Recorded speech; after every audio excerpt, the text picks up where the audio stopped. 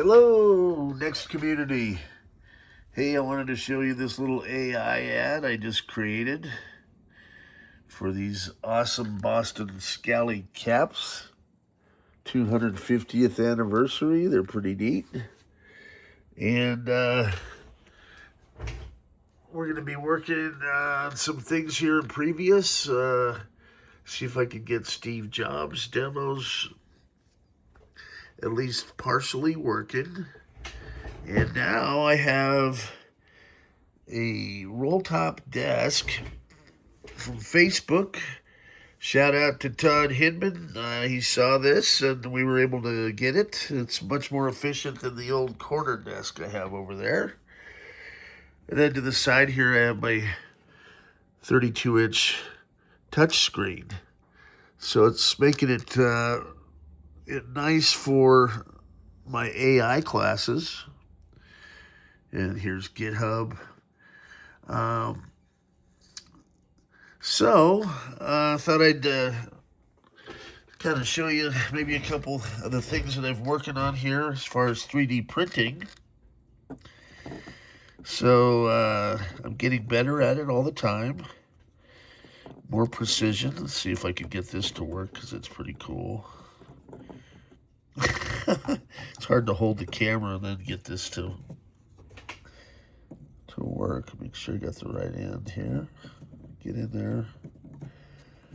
Man, there we go. Yay!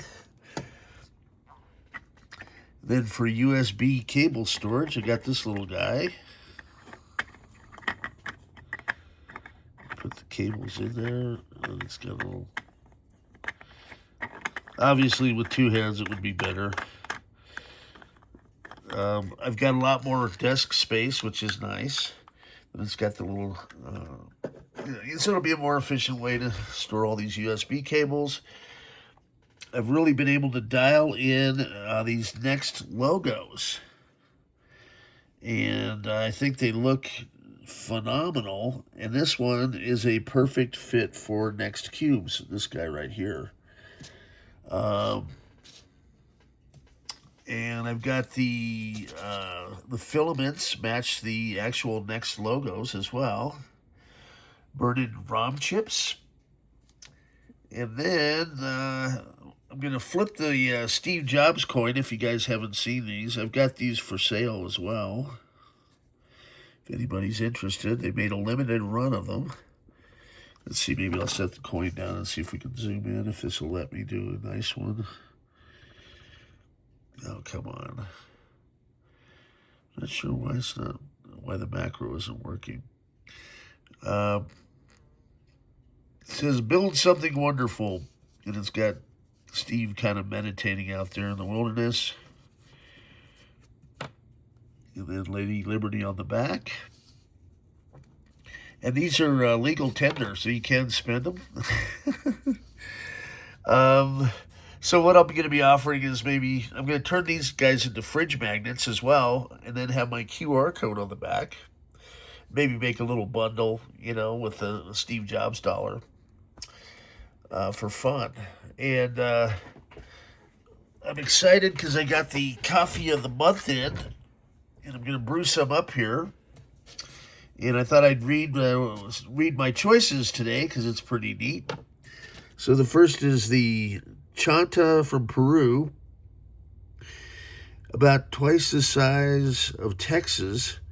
Peru is the third largest country in South America and shares a border with Colombia along the Andes mountain range.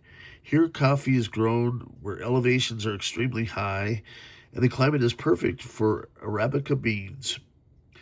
Only Africa and Yemen grow coffee at higher elevations. Trees from the Chonta region are of the bourbon variety and are sheltered from the elements under an ancient canopy of shade trees.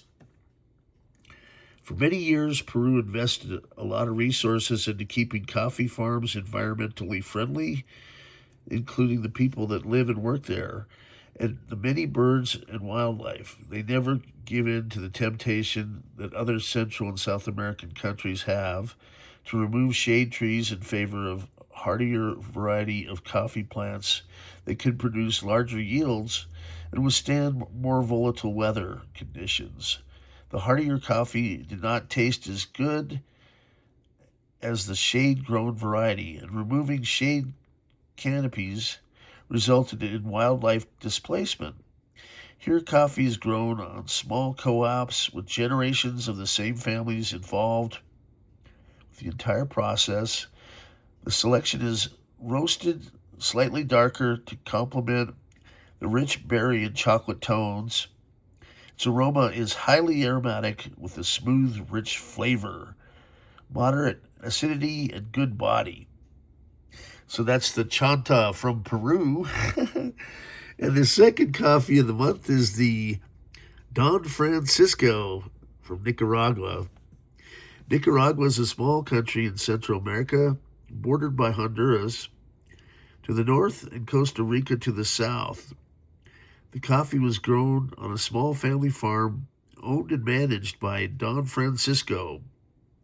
His farm was one of the first to join Gold Mountain Coffee Growers Cooperative, and over the years, his farm has grown considerably.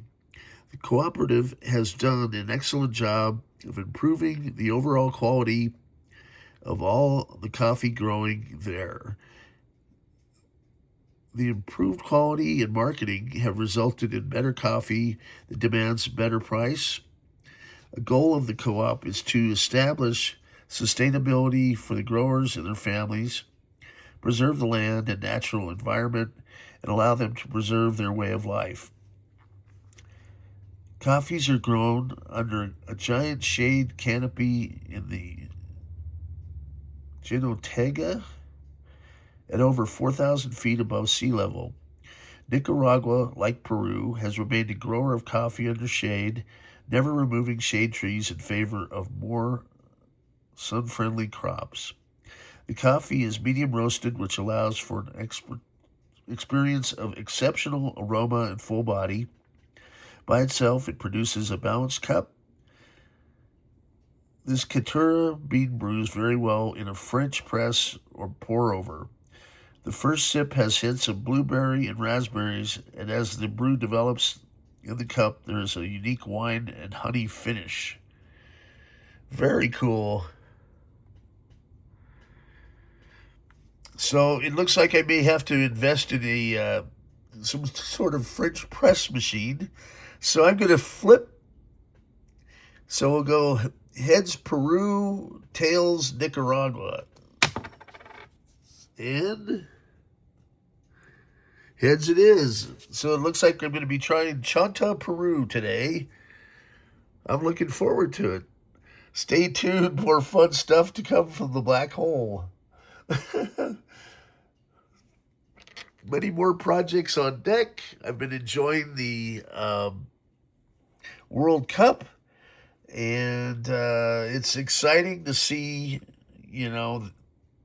I've played a lot of soccer, football everywhere else throughout my life, and it is great to have the World Cup here and just see the level of competitiveness and collaboration for all the countries of the world. I think it's really neat. It gives me hope for humanity going forward, and I hope y'all feel the same. So stay tuned, more fun stuff to come from the black hole. I've tried to mix it up a bit here on the channel for your entertainment. And let's try this Chonta, Peru. Okay, have a good day.